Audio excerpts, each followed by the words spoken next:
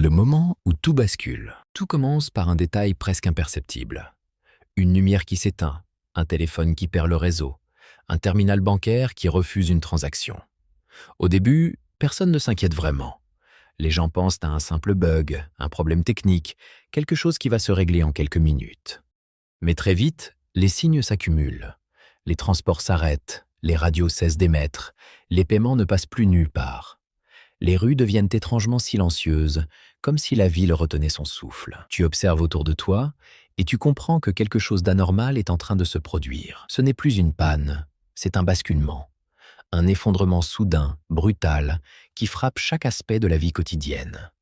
Et ce qui est le plus inquiétant, ce n'est pas ce qui se passe, mais ce qui ne se passe plus. Aucun message officiel, aucune explication, aucune autorité pour rassurer.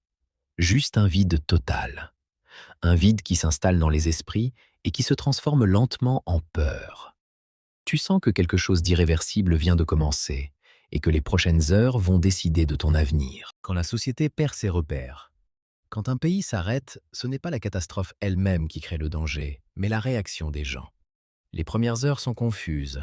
Certains cherchent du réseau, d'autres tentent de comprendre, d'autres encore se ruent vers les magasins pour acheter de quoi tenir quelques jours. Les files d'attente s'allongent, les rayons se vident, les tensions montent. Une simple dispute pour un pack d'eau peut dégénérer. Les stations-service deviennent des zones de confrontation.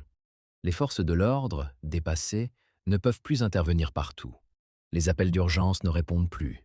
Les hôpitaux, privés d'électricité, ne peuvent plus accueillir tout le monde.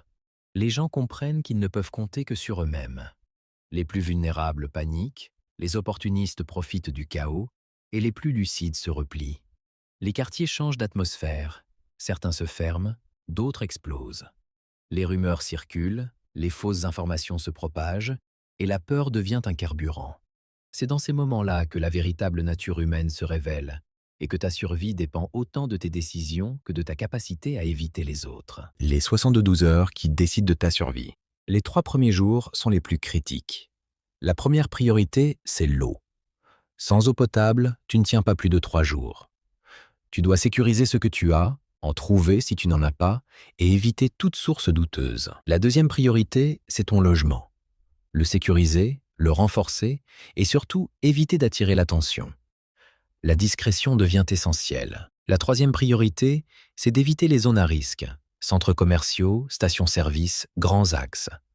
Ce sont les premiers endroits où la violence éclate. Ensuite, tu dois établir un plan simple. Un point de rendez-vous, une heure fixe, un moyen de communication rudimentaire. Pas de complexité, juste de l'efficacité. Pendant que tu t'organises, le monde autour de toi continue de se dégrader. Les pillages deviennent plus violents, les groupes se forment, les ressources disparaissent. Les nuits deviennent plus dangereuses, les bruits plus inquiétants. Et chaque décision prend un poids immense. Si tu as tenu jusque-là, tu as déjà fait mieux que beaucoup. Mais la suite dépendra de ta préparation, de ton sang-froid et de ta capacité à rester invisible. Quand l'effondrement devient total. Après 72 heures, l'effondrement change de nature. Ce n'est plus seulement un problème technique ou logistique, c'est un effondrement social. Les règles disparaissent, les autorités perdent le contrôle et chacun commence à agir selon ses propres lois. Les ressources faciles ont disparu, les tensions explosent et les risques sanitaires deviennent omniprésents. Les groupes organisés prennent le dessus, certains pour protéger, d'autres pour dominer. Les déplacements deviennent dangereux, les alliances fragiles, et chaque choix peut changer ton destin. C'est dans cette phase que les décisions les plus difficiles doivent être prises. Rester, partir, s'allier ou se cacher. Rien n'est simple, rien n'est sûr, et chaque erreur peut être fatale. Si tu veux comprendre comment te préparer à ce genre de scénario, comment anticiper, comment protéger ce que tu aimes, abonne-toi.